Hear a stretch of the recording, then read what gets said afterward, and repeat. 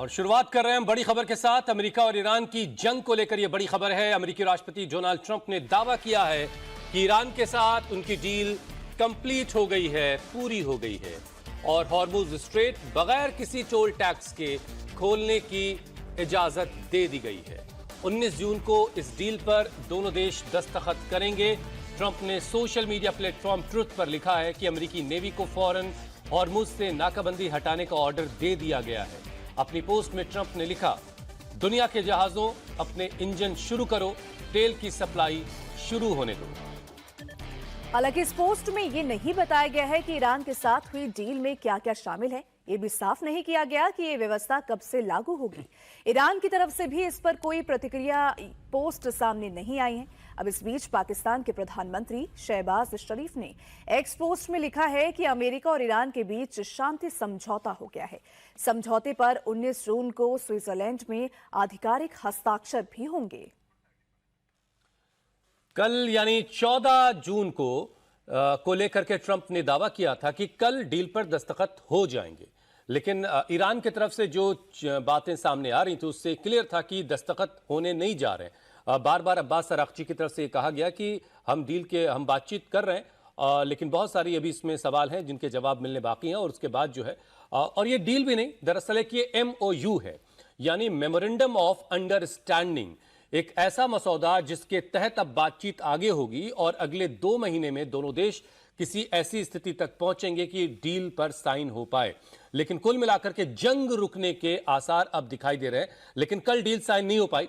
हालांकि देर रात तक ट्रंप की तरफ से अब यह दावा जरूर कर दिया गया है कि डील एक तरीके से साइन हो गई है, दस्तखत किसी और दिन होंगे।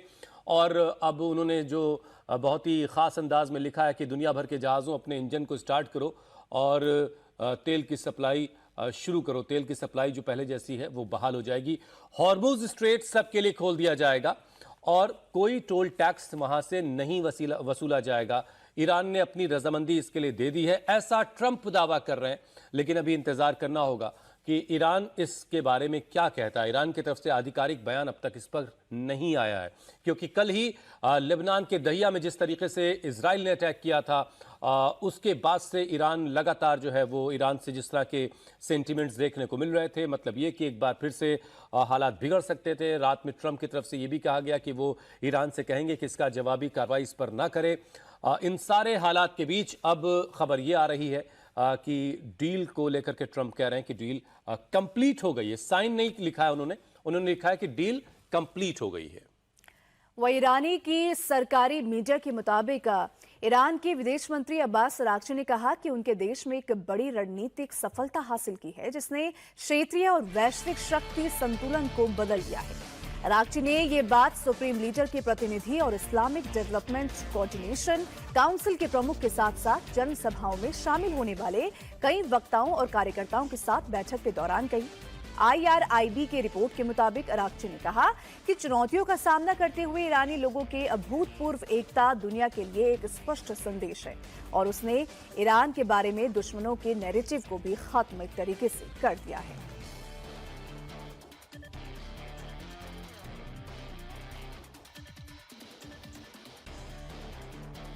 दुनिया भर के एक्सपर्ट्स ये देख रहे थे और बार बार कह रहे थे कि जिस तरीके से रोज ट्रंप दावा कर रहे हैं डील को लेकर के, यानी ये कि अमेरिका का डिस्परेशन दिखाई दे रहा था, जिस तरीके का दबाव अमेरिका अपने देश के अंदर झेल रहा था, दुनिया में झेल रहा था, उसको लेकर के उसे इस जंग से किसी ना किसी सूरत में बाहर निकलना था और इस डील के बगैर, इस MOU के बगैर बाहर निकलना मुमकिन नहीं था। और इजराइल की तरफ से हो रहे बार बार हमले इस डील को नुकसान पहुंचा रहे थे, दोनों देशों को करीब आने से रोक रहे थे।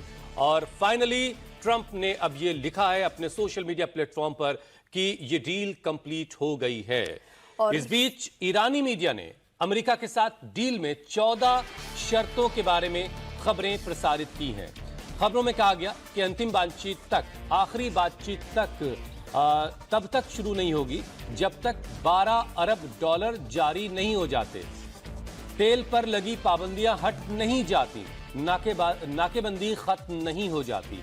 ये शर्तें लगी हुई हैं। इन कैपिंग्स के बाद ये सारी चीजें जब पूरी हो जाएंगी तब आखिरी बातचीत शुरू होगी। ईरान का तेल, पेट्रोकेमिकल्स और उनसे जुड़े एक्सपोर्ट्स पर लगी पाबंदियां हटा ली जाएंगी, ये कहा गया ईरान की तरफ से। ईरान को अपने वित्तीय संसाधनों का पूरा एक्सेस फिर से मिलेगा। 60 दिनों की बातचीत का एक ड्यूरेशन रखा गया है और इस अवधि के दौरान ईरान का जो फ्रीज एसेट है, यानी फ्रोजन एसेट दुनिया भर में जो है, वो करीब 24 अरब डॉलर के हैं। इन्हें रिलीज कर दिया जाएगा, इन्हें ईरान को दे दिया जाएगा।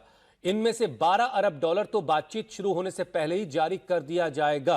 अमेरिका और उसके सहयोगियों को ईरान के पुनर्निर्माण के लिए कम से कम 300 अरब डॉलर की योजनाएं पेश करनी होंगी। लेबनान समेत सभी मोर्चों पर, लेबनान, फलस्तीन, गाजा, इन सारे मोर्चों पर युद्ध तुरंत और हमेशा के लिए बंद होगा। यानी सीज फायर नहीं, यहां पर जंग बंदी की बात हो रही है। जंग फिर दोबारा शुरू नहीं होगी। अमेरिका ईरान के मामलों में दखल न देने और ईरान की संप्रभुता का सम्मान करने का वादा करेगा।